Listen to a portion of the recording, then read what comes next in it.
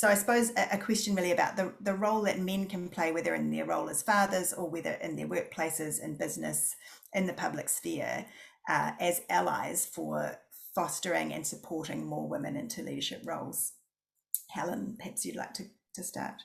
Well, men are absolutely indispensable allies. I sometimes reflect on that late 19th century Parliament in New Zealand, all men in 1893, which passed legislation to enable women to vote. I mean, where would we be today if someone hadn't taken that step, an all-male parliament in little New Zealand on the edge of the earth?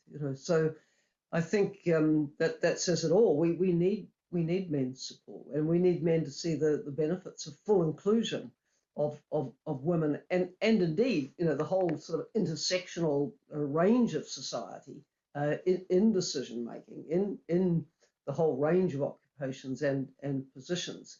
I think the role of fathers is really important. I mean, I was blessed to have parents who had a huge priority on education for their girls. My father was a farmer, and he had no sons. It's we were it, and he put all his hopes and support behind us and our education. None of us ended up as farmers. I guess if there had been a boy in the family, maybe one of them would have, but none of us did, because women didn't really go farming in those days. So we all pursued other professional careers. Me in university and politics, sister as a scientist, and two other sisters as teachers. So without that belief of my parents in that, where would I be today? My father always gave me unconditional support. He wasn't always a supporter of where I ended up in politics, but I must say for about the last 40 years he has been. In the end, blood's thicker than water. But fathers are just so important in giving the message to daughters, and indeed to sons, that you can go as far as your talent takes you, and I'm going to back you. I'm going to help make this possible for you. You just if you don't have that in your start in life, it's a lot harder road.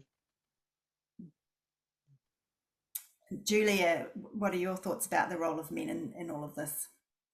Well, I agree with what Helen said, and when we interviewed women leaders, a common thread was whether it was Ellen Johnson Sirleaf being brought up in poverty in Liberia, or whether it was, Erna Solberg in Norway, one of the richest societies in the world. A common theme was none of them were told you can't. So it wasn't that they were hothoused for leadership. Parents weren't saying to them, don't you ever walk back through the door unless you're walking back in as president or prime minister. It wasn't that. But they weren't ever told they can't. They were told to aim high, to think about their own lives with ambition.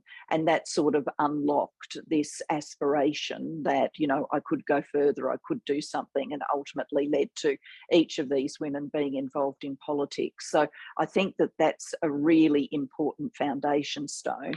And I think in that foundation stone, we do need to recognise, obviously, not all influences on children come in through the family home. Indeed, more of them these days probably come in through social media than ever come through discussions around the dining room table. And so it's not just, what is being taught in the family home or at the local school, but whether we're combating very gendered messages about stereotypes for men and women that are coming through in social media. And there's actually some admittedly early evidence, but emerging evidence that the view of young men of women is actually going backwards in gender stereotype terms rather than forwards. And I think social media has probably got a lot to do with that. Possibly as well, so does ubiquitous access to pornography possibly have something to do with that, with how young men see women. So there's things for us to think about there. In terms of men as allies, I would say men still in societies disproportionately have the power. So are you using your power for change, whether that's in your business, your community group, your political party, whatever it might be? And there's good news here for men, which is the research does show, and this is a little bit galling, I have to say, but it's unfortunately true. The research does show that if a man points out sexism in his workplace, then he will be taken more seriously than a woman pointing it out. And I think that's because if a woman says, you know, something sexist, people go, does she really, really think that? Or is it sort of in her self-interest to be saying that? Whereas if a man points it out, there's no sort of self-interest motive. So it's just received by those listening for what it is, which is that the man has identified something he thinks is wrong and he's calling it out because it should be changed. Now that puts a lot of power in the hands of men if they're prepared to use it and point out sexist examples to get them changed where they, you know, live, work, spend their time.